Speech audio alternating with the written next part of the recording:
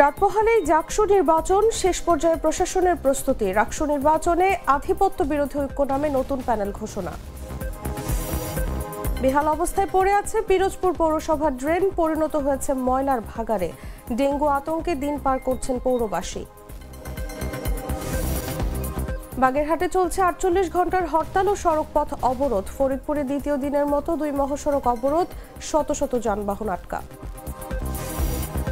ভোলাঘাটে ইলিশহীন জেলে সমাজ, মৌসুমেও মিলছে না কাঙ্ক্ষিত ইলিশ। সঠিক সময়ে নিষেধাজ্ঞা না দেয়াকে দায়ী করছেন জেলেরা। এবং জমে উঠেছে পদ্মার চরের গ্রামীণ অর্থনীতি, প্রতিদিন অর্ধ কোটি টাকার ধনেপাতা বেচাকেনা। ঢাকা সহ সারা দেশে ছড়াচ্ছে ঈশ্বরদীর ধনেপাতা।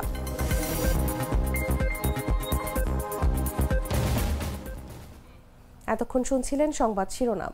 দর্শক, আমন্ত্রণ দেশ জুড়ে সংবাদে, সাথে আছি আমি তাসলিমা তিথি।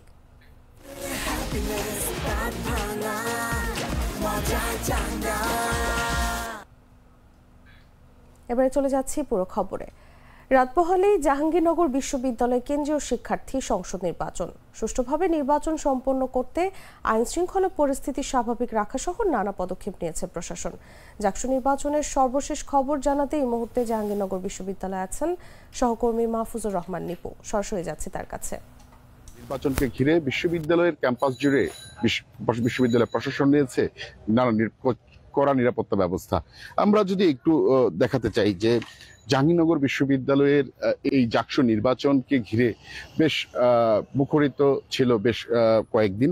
এখনো কিন্তু গতকালকে রাত 12টার পর নির্বাচনী প্রচারণা বন্ধ হওয়ায় প্রার্থীরা কিন্তু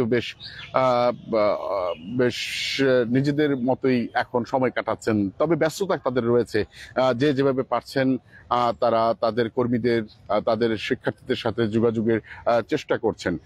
আগে কিছু তথ্য আপনাদেরকে জানিয়ে রাখি যে আগামীকাল জাকসু নির্বাচন, এই নির্বাচনকে ঘিরে মোট জাহাঙ্গীরনগর বিশ্ববিদ্যালয়ের 21টি হলে এই 21টি হলে নির্বাচনের ভোট গ্রহণ হবে। অর্থাৎ নির্বাচনী ভোট গ্রহণ হবে 21টি হলে। এর মধ্যে 11টি হল রয়েছে ছেলে শিক্ষার্থীদের জন্য, আর বাকি 10টি হল রয়েছে নারী শিক্ষার্থীদের জন্য। তারা তাদের সেখানে তারা ভোটদান করবেন, এমনটি কিন্তু প্রশাসনের পক্ষ থেকে আমাদেরকে জানিয়েছেন। আরেকটি বিষয় জানিয়ে রাখি যে এইখানে এই যে জাহাঙ্গীরনগর বিশ্ববিদ্যালয়ের 12টি গেট রয়েছে, এই গেটগুলো কিন্তু নিরাপত্তার আওতায় আনা হয়েছে। যে কেউ ইচ্ছা করলেই কিন্তু তারা ভিতরে প্রবেশ করতে পারবে না। অবশ্যই নির্বাচন কমিশনের যে পাস কার্ড রয়েছে সেটি সঙ্গে রাখতে হবে, এবং শিক্ষার্থী যারা রয়েছেন তাদের বিশ্ববিদ্যালয়ের যে আইডি কার্ড রয়েছে সেটিও সঙ্গে রাখতে হবে, এমনটি কিন্তু তারা নির্বাচন কমিশন থেকে আমাদেরকে জানিয়েছেন। এবারের জাকসু নির্বাচনে ভিপি পদে চূড়ান্ত তালিকায় 10 জনের নাম থাকলেও অনিয়মিত ছাত্রের অভিযোগ এনে অমরত্ব রায়ের প্রার্থিতা বাতিল করেন নির্বাচন কমিশন, যার ফলে সবশেষ ভিপি পদে লড়ছে 9 জন। অন্যদিকে জিএস পদে 9 জনের নাম চূড়ান্ত তালিকায় থাকলেও প্রচারণার শেষ দিন গতকাল সংবাদ সম্মেলন করে নির্বাচন থেকে নিজের নাম প্রত্যাহার করে নেন সৈয়দা।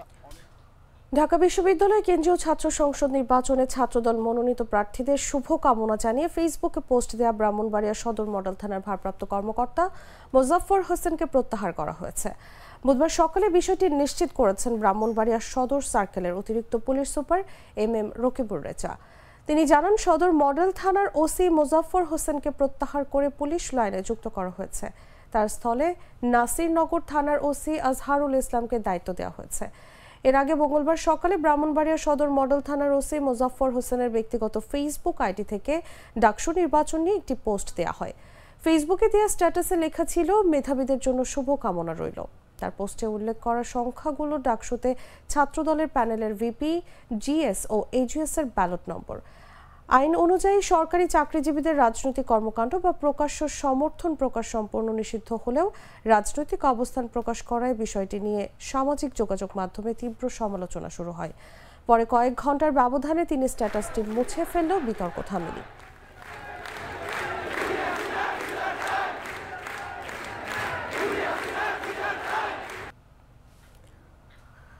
রাজশাহী বিশ্ববিদ্যালয় কেন্দ্রীয় ছাত্র সংসদ নির্বাচনে অংশ নিতে আধিপত্য বিরোধী ঐক্য নামের একটি প্যানেল ঘোষণা করা হয়েছে। সাধারণ শিক্ষার্থী ও বৈষম্য বিরোধী ছাত্র আন্দোলনের সাবেক সমন্বয়কদের একাংশ মিলে এই প্যানেল গঠন করেন।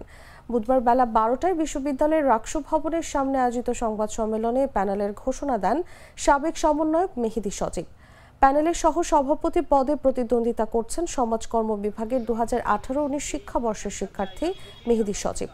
সাধারণ সম্পাদক পদে লড়বেন ইসলামিক স্টাডিজ বিভাগের 2021-22 শিক্ষাবর্ষের শিক্ষার্থী সালাউদ্দিন আম্মার এবং সহকারী সাধারণ সম্পাদক পদে প্রার্থী হয়েছেন আইন বিভাগের 2019-20 শিক্ষাবর্ষের শিক্ষার্থী আকিল বিন তালেব। 30,000 শিক্ষার্থী 34 বছর পরের যে রাকসু, এটাকে কেন্দ্র করে তারা ঠিক করবে আগামীর ক্যাম্পাসের সংস্কৃতি কেমন হবে, আগামীর ক্যাম্পাসের আবহাওয়া কেমন হবে। তো তারা ভোট কাকে দিবে না দিবে এটা হচ্ছে তাদের ব্যক্তিগত ব্যাপার। তারা যেন ভোট কেন্দ্রে আসে, তারা যেন নিজেদের প্রার্থীদেরকে, নিজেদের প্রতিনিধিদেরকে নিজেরা নির্বাচিত করে। এটা রাজশাহী বিশ্ববিদ্যালয়ের শিক্ষার্থীদের কাছে আমাদের বিনীত অনুরোধ থাকবে আধিপত্য বিরোধী ঐক্যের প্যানেল। পিরোজপুর পৌরসভার ড্রেনগুলোতে ময়লা আবর্জনার স্তূপ, পানির স্থবিরতা আর মশার উপদ্রব বিপর্যস্ত হয়ে উঠেছে শহরবাসীর জীবন। প্রথম শ্রেণীর পৌরসভা হয়েও কার্যকর পদক্ষেপ না থাকায় ড্রেনেজ ব্যবস্থা ভেঙে পড়েছে। খাল ড্রেন পরিণত হয়েছে রোগ জীবাণুর কারখানায়। পিরোজপুর প্রতিনিধির পাঠানো তথ্যচিত্র বিস্তারিত জাগো ডেস্ক রিপোর্টে। পিরোজপুর পৌরসভার ড্রেনগুলোর অবস্থা বেহাল, ময়লা আবর্জনায় একাকার। পানি প্রবাহ বাধাগ্রস্ত হওয়ায় ড্রেনের পানিতে বংশবিস্তার করেছে মশা। প্রথম শ্রেণীর পৌরসভা হওয়া সত্ত্বেও এ বিষয়ে কোনো উদ্যোগ নেই পৌর কর্তৃপক্ষের, ফলে ডেঙ্গু আতঙ্কে দিন পার করছেন পৌরবাসী। বর্তমানে মশার প্রকোপ খুব বৃদ্ধি পেয়েছে। আমাদের একটু বৃষ্টির পানি হলেই এইটা খুব বেড়ে যায়, আর জোয়ারের পানিতেও আমাদের ড্রেনগুলো তলিয়ে যায় এবং নিয়মিত পরিষ্কার পরিচ্ছন্নতা না থাকার কারণে দিন দিন আর কি এই মশার বংশবিস্তার করতেছে। সংশ্লিষ্ট সূত্র জানায়, যথাযথ নিয়ন্ত্রণ না থাকায় পৌরসভার বেশিরভাগ খাল দখল করে গড়ে তোলা হয়েছে বিভিন্ন স্থাপনা। যত্রতত্র স্থাপনা হওয়ায় একদিকে যেমন বাধাগ্রস্ত হচ্ছে পানি চলাচলের স্বাভাবিক গতি, অন্যদিকে পানির গতি বাধাগ্রস্ত হওয়ায় ভরাট হয়ে যাচ্ছে খাল। ফলে পৌরসভায় বেড়েছে জলাবদ্ধতা। পাশাপাশি ড্রেনগুলোতে ময়লার ডাস্টবিন হিসেবে ব্যবহার করায় শহরের বেশিরভাগ ড্রেনেজ ব্যবস্থা ভেঙে পড়েছে। ফলে পৌরসভার খাল ও ড্রেনগুলো যেন পরিণত হয়েছে মশা আর রোগ জীবাণুর কারখানায়। ড্রেনের যে অবস্থা, এটা তো একদম ময়লা আর প্রচুর ডেঙ্গু, আর এর কামড় দিলে এমনি অসুস্থ হয়ে যাওয়া লাগে। আর যেখানেই যাই সেখানেই ময়লা আর ময়লা, মানে ড্রেনে ময়লা জমে থাকে, তারপরে মশা, তারপরে ডাস্টবিনের ময়লা, সেগুলো তো মানে নিচে একদম পানি জমে থাকে, হাঁটা যায় না। পিরোজপুর শহরের মাতৃসদন সড়ক, উকিলপাড়া মধ্য রাস্তা, শিক্ষা অফিস সড়ক, কালীবাড়ি সড়ক সহ বেশ কয়েকটি আবাসিক এলাকার ড্রেনগুলো ডাস্টবিনে পরিণত হয়েছে। সঠিক সময়ে পরিষ্কার না করা এবং পানি নিষ্কাশন ব্যবস্থা ত্রুটিপূর্ণ হওয়ায় বৃষ্টির পানি ড্রেনগুলোতে জমে থাকছে। এতে ভয়াবহ জলাবদ্ধতা সৃষ্টি হচ্ছে, বংশবিস্তার করছে মশা।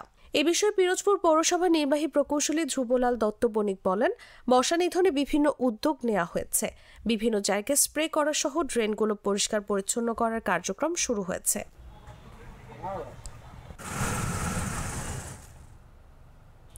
বাগেরহাটে 4টি সংসদীয় আসন বহাল রাখার দাবিতে জেলা জুড়ে টানা 48 ঘন্টার হরতাল ও সড়কপথ অবরোধ কর্মসূচি চলছে। বুধবার সকাল 6টা থেকে বিভিন্ন সড়কে আগুন জ্বালিয়ে এবং গাছের গুঁড়ি ফেলে হরতাল পালন করছে সর্বদলীয় সম্মিলিত কমিটির নেতাকর্মীরা। এই কর্মসূচি চলবে বৃহস্পতিবার সন্ধ্যা 6টা পর্যন্ত। এদিকে সকাল 8টা থেকে হরতালের সমর্থনে বিভিন্ন স্থানে মিছিল শুরু হয়। 8:30টায় জেলা নির্বাচন কর্মকর্তার কার্যালয়ের প্রধান ফটকের সামনে মিছিল করেন সর্বদলীয় সম্মিলিত কমিটির নেতাকর্মীরা। এ সময় তারা হরতালের সমর্থনে স্লোগান দেন।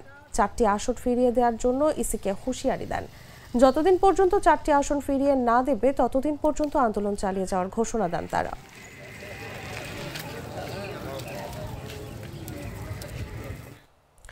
এদিকে ফরিদপুরের ভাঙ্গায় সংসদীয় আসনের সীমানা থেকে 2টি ইউনিয়নকে অন্য আসনে যুক্ত করার প্রতিবাদে দ্বিতীয় দিনের মতো 2 মহাসড়ক অবরোধ করে বিক্ষোভ করছেন এলাকাবাসী।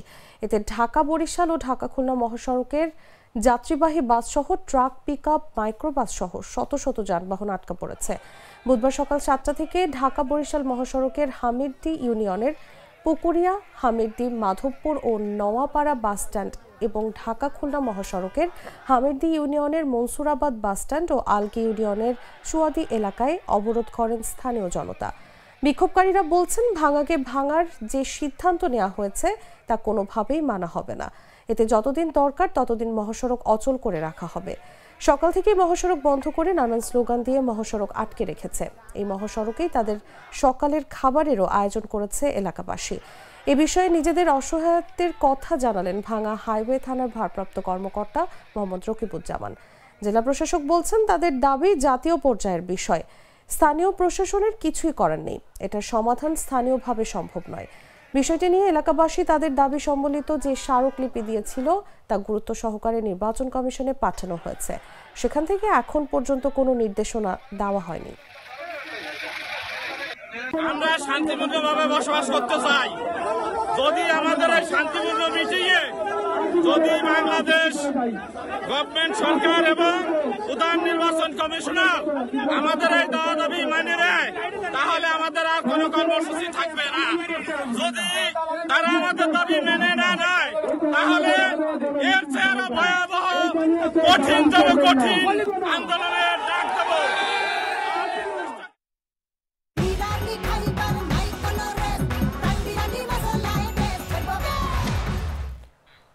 ভোলা ইলিশের ভরা মৌসুমেও জেলেদের জালে উঠছে না কাঙ্ক্ষিত মাছ। সেপ্টেম্বর পেরোলেও ঘাটে ফিরতে হচ্ছে হতাশ হয়ে।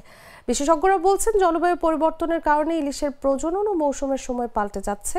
আর জেলেদের দাবি, নিষেধাজ্ঞার সময় সঠিকভাবে নির্ধারণ না করায় সংকট আরও বেড়েছে। আগস্ট মাস এলে মেঘনা ও তেঁতুলিয়া নদীতে ইলিশের জোয়ার দেখা যাওয়ার কথা, কিন্তু টানা কয়েক বছর ধরে মৌসুমে কাঙ্ক্ষিত ইলিশ মিলছে না। এবছর সেপ্টেম্বর পেরিয়ে গেলেও মাছ শিকার করে হতাশ হয়ে ঘাটে ফিরছেন জেলেরা। জেলেদের দাবি, ইলিশের ভরা মৌসুম পাল্টে গেছে। আগে আশ্বিনের পূর্ণিমায় মা ইলিশে নিষেধাজ্ঞা কার্যকর হলেও তা এখন আর বাস্তবতার সঙ্গে মেলে না। তারা মনে করেন, সঠিক সময় নিষেধাজ্ঞা না দেয়ায় মা ইলিশ ডিম ছাড়তে পারছে না। এর ফলে পরের মৌসুমে সংকট তৈরি হচ্ছে। গত বছর অভিযান আগে দিয়ে লাইছে, ঠিক সময় যদি অভিযান দিত তাহলে মাছে ডিম ছাড়তে পারতো। আগে আগস্ট মাসে নদীতে ভরপুর মাছ ছিল, মাছ পাইতাম। এখন অক্টোবর মাস আইলে নদীতে ভরপুর মাছ থাকে, ওই সময় মাছ আমরা পাই। এখন সিজন পাল্টে গেছে। বাংলাদেশ মৎস্য গবেষণা ইনস্টিটিউটের সাবেক জ্যেষ্ঠ বিজ্ঞানী ডক্টর আনিসুর রহমানের মতে, জলবায়ু পরিবর্তনের প্রভাবেই ইলিশের মৌসুমে এই পরিবর্তন ঘটছে। বৃষ্টি আগে বা পরে হওয়ায় ইলিশের ডিম ছাড়ার সময়ও পাল্টে যাচ্ছে। এই বিষয়ে গভীর গবেষণার প্রয়োজন রয়েছে। ইলিশের যে ডিম ছাড়ার হার, ইলিশের প্রাপ্যতার হার, এই জিনিসগুলি বৃষ্টি বাদল সহ আবহাওয়াগত যে পরিবর্তন, কিছু আগে পরে বৃষ্টি হওয়া, বেশি হওয়া, কম হওয়া ইত্যাদির উপর নির্ভর করে এই পরিবর্তনগুলোর প্রবণতা লক্ষ্য করা যাচ্ছে। তবে এই বিষয়ে ব্যাপক গবেষণার যেমন প্রয়োজন রয়েছে, তেমনি এটিকে কাজে লাগাতে হলে এই গবেষণা ব্যবস্থাপনাটাকে ঢেলে সাজানো দরকার বলে মনে করছি। ভোলা জেলা মৎস্য কর্মকর্তা বিশ্বজিৎ কুমার দেব জানান, জেলেদের দাবির বিষয়টি মন্ত্রণালয়ে প্রস্তাব আকারে পাঠানো হবে। আমরা প্রতি বছর অক্টোবরে করি এবং জেলেদেরও একটা দাবি আছে এবং তারা এবার বলছে যে যেহেতু ইলিশ নদীতে কম আসছে, হয়তো মোহনা সমুদ্রে আছে, তো এটা যদি এই একটু দেরিতে পর্যটন মৌসুমটা নির্ধারণ করা হয়, তাহলে ইলিশটা যেমন বেশি মাইগ্রেট করবে এবং নির্ধারিত সময়ে ইলিশের ডিমটাও প্রচুর ছাড়বে। এবং এটা আমরা ইতিমধ্যে আলোচনা করেছি এবং আমরাও সেরকম একটা প্রস্তাবনা আমরা দিতে চাচ্ছি, যেহেতু আমাদের এখানকার জেলে ভাইরা তারা প্রধান এটার আহরণকারী। পাশাপাশি গবেষকদের সাথে আমাদের মাঝে মাঝে কথা হয়, তারাও যেটা বলছেন যে গ্লোবাল ক্লাইমেট চেঞ্জের কারণে সিজন চেঞ্জ হয়েছে, মাছের মাইগ্রেশনও লেট হচ্ছে এবং মাছের ডিমটাও দেরিতে আসছে। বর্তমানে জেলার নিবন্ধিত জেলের সংখ্যা 1,71,000-এরও বেশি। এবছর ইলিশ আহরণের লক্ষ্যমাত্রা ধরা হয়েছে 1,80,000 মেট্রিক টন। নিউজ ডেস্ক, জাগো নিউজ। রোজকার সাধারণ খাবার এখন হবে অসাধারণ। প্রাণ স্বাদের মশলা, স্বাদ বাড়ায়, ঘ্রাণ ছড়ায়। পাবনার ঈশ্বরদীর পদ্মার চরে ধনেপাতার বাম্পার ফলনে জমজমাট বাণিজ্য। প্রতিদিন এখান থেকে কোটি টাকার ধনেপাতা যাচ্ছে রাজধানী সহ দেশের বিভিন্ন জেলায়। লাভবান হচ্ছেন কৃষক ও ব্যবসায়ীরা। পদ্মার চরের ধনেপাতা শুধু রান্নাঘরের স্বাদ বাড়াচ্ছে না, বদলে দিচ্ছে কৃষক ও ব্যবসায়ীদের ভাগ্য। পাবনার ঈশ্বরদীর পদ্মার চরে ধনেপাতার বাণিজ্যের জমজমার দৃশ্য এখন প্রতিনিয়ত চোখে পড়ছে। প্রতিদিন এখান থেকে 1100 থেকে 1400 মণ ধনেপাতা বিক্রি হচ্ছে, যার বাজার মূল্য 40 থেকে 50 লাখ টাকা। স্থানীয় চাহিদা মিটিয়ে এই ধনেপাতা যাচ্ছে রাজধানী ঢাকা সহ দেশের বিভিন্ন জেলা শহরে।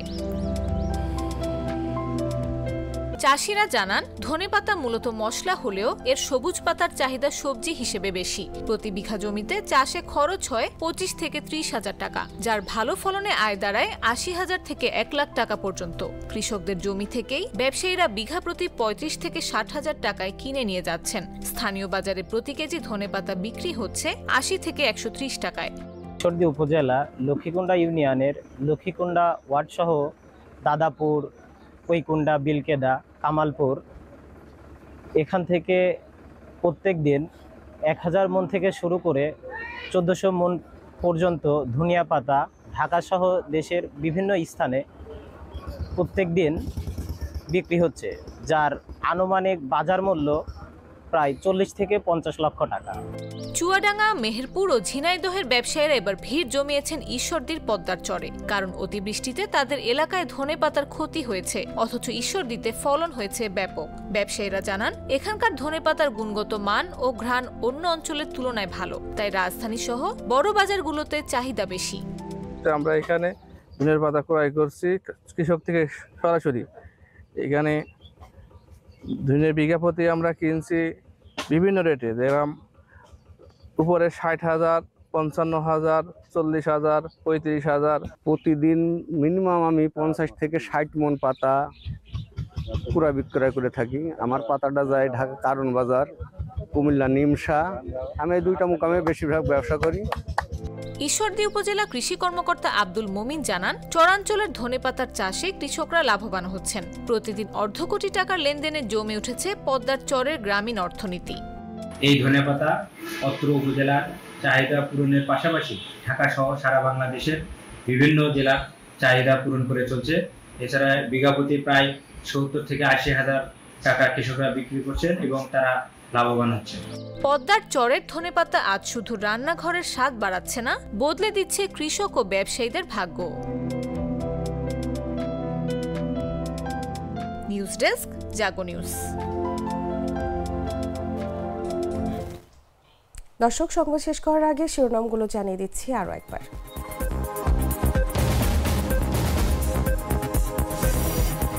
রাত পোহালেই জাকসু নির্বাচন, শেষ পর্যায়ে প্রশাসনের প্রস্তুতি। রাকসু নির্বাচনে আধিপত্য বিরোধী ঐক্য নামে নতুন প্যানেল ঘোষণা। বেহাল অবস্থায় পড়ে আছে পিরোজপুর পৌরসভার ড্রেন, পরিণত হয়েছে ময়লার ভাগাড়ে। ডেঙ্গু আতঙ্কে দিন পার করছেন পৌরবাসী। বাগেরহাটে চলছে 48 ঘন্টার হরতাল ও সড়ক পথ অবরোধ। ফরিদপুরে দ্বিতীয় দিনের মতো 2 মহাসড়ক অবরোধ, শত শত যানবাহন আটকা। ভোলাঘাটে ইলিশহীন জেলে সমাজ, মৌসুমেও মিলছে না কাঙ্ক্ষিত ইলিশ। সঠিক সময় নিষেধাজ্ঞা না দেওয়াকে দায় করছেন জেলেরা।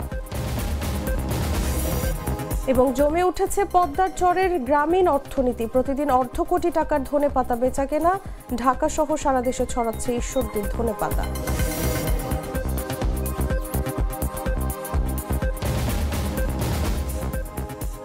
দর্শক, এই ছিল দেশ জুড়ে সংবাদে। এরপর দেখবেন সন্ধ্যা 7টার নিউজ। প্রতি মুহূর্তে সর্বশেষ খবর জানতে ভিজিট করুন jagonews24.com। ফলো করুন আমাদের ভেরিফাইড ফেসবুক পেজ এবং সাবস্ক্রাইব করুন জাগো নিউজের ইউটিউব চ্যানেল। ধন্যবাদ সবাইকে।